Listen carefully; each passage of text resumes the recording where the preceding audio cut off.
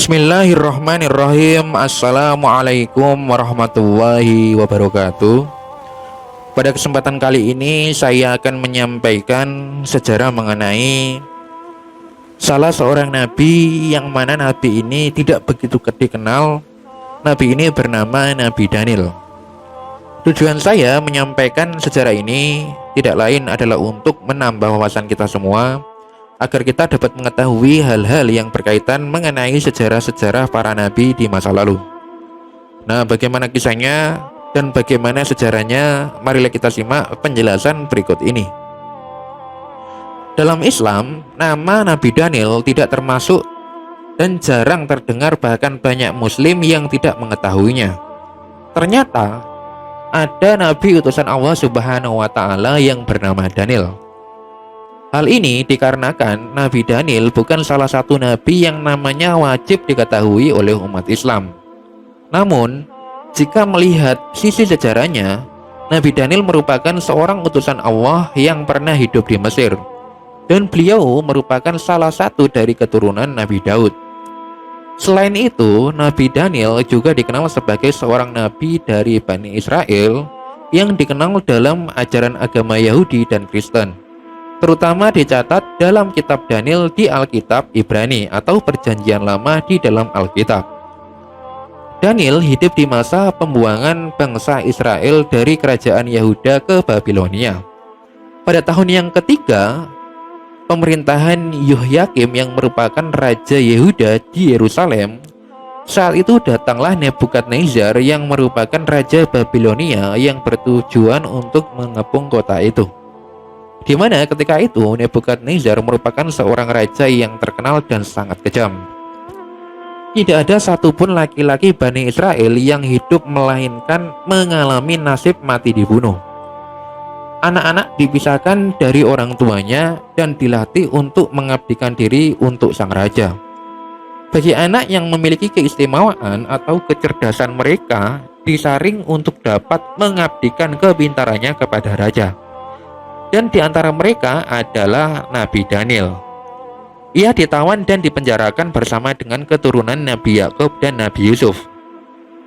Suatu hari, sang raja Nebukadnezar melihat sebuah patung raksasa. Patung itu berkepala emas, lengannya dari perak, tubuhnya dari tembaga, dan kakinya dari besi. Namun patung itu hancur berserakan hanya karena sebuah batu. Sang raja pun penasaran dengan mimpinya.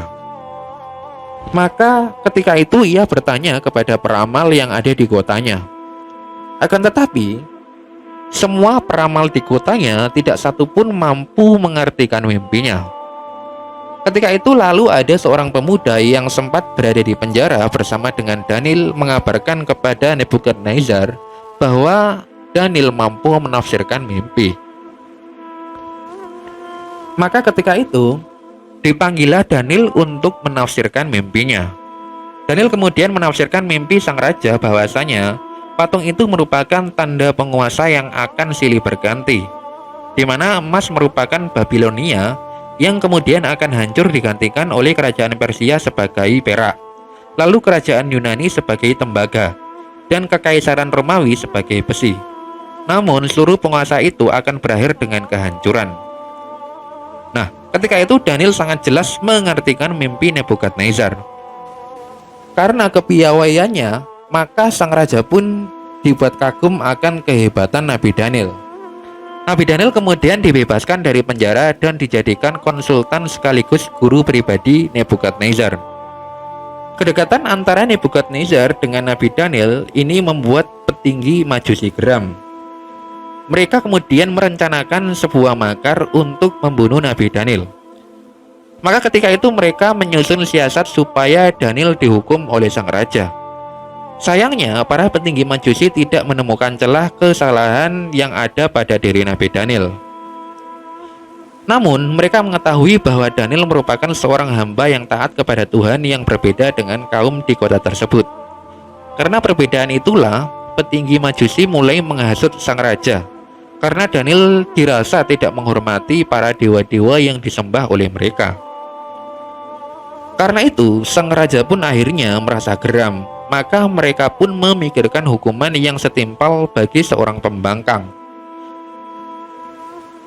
Maka ketika itu digalilah sebuah lubang yang besar. Kemudian Nabi Daniel dimasukkan ke dalamnya bersamaan dengan kawanan singa yang sangat kelaparan. Namun, kuasa Allah Subhanahu wa Ta'ala, setelah beberapa hari lamanya Daniel berada di dalam lubang tersebut, ternyata beliau dalam keadaan sehat dan utuh. Setelah kerajaan dalam keadaan tenang kembali, Nabi Daniel pun mencari cara agar ia dapat keluar dari lubang tersebut. Nah, karena pertolongan Allah Subhanahu wa Ta'ala, beliau pun mampu memanjat lubang berisi singa tersebut. Nabi Daniel memutuskan untuk menuju daerah Hurmuzan dan menghabiskan sisa-sisa hidupnya untuk berdakwah di sana hingga beliau meninggal dunia di sana. Nah, jasad Nabi Daniel ditemukan oleh sahabat Abu Musa al-Ash'ari ketika berjihad melawan bangsa Tatar di daerah Hurmuzan. Jasad Nabi Daniel ditemukan di Baitul Mal Hurmuzan, dan penduduk Hurmuzan menjelaskan bahwa jasad tersebut telah meninggal 300 tahun yang lalu. Akan tetapi jasadnya masih utuh dan tidak membusuk sedikit pun. Lalu Abu Musa al-Ash'ari mengirimkan surat kepada Umar bin Khattab sebagai khalifah saat itu.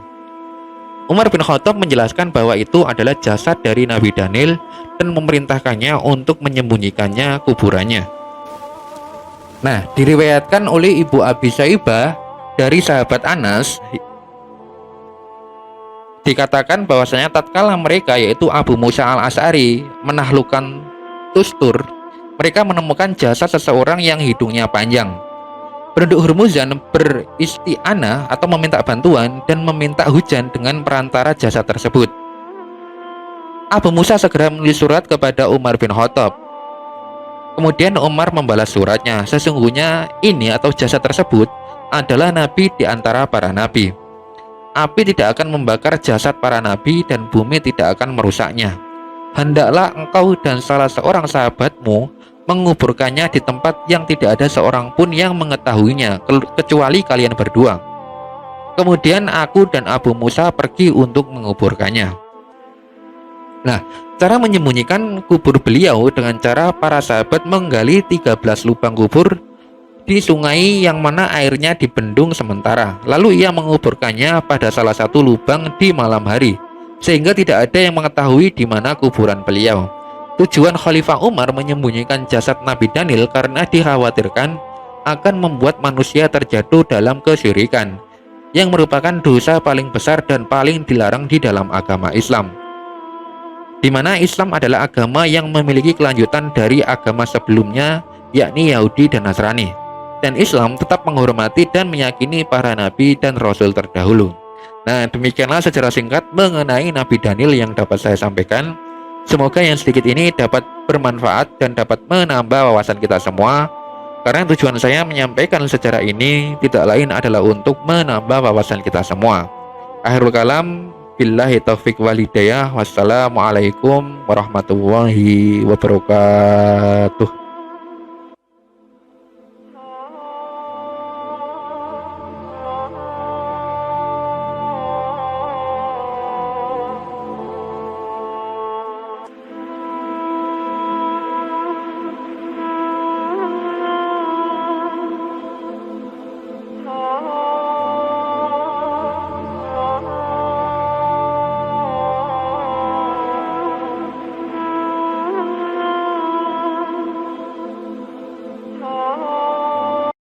بسم الله الرحمن الرحيم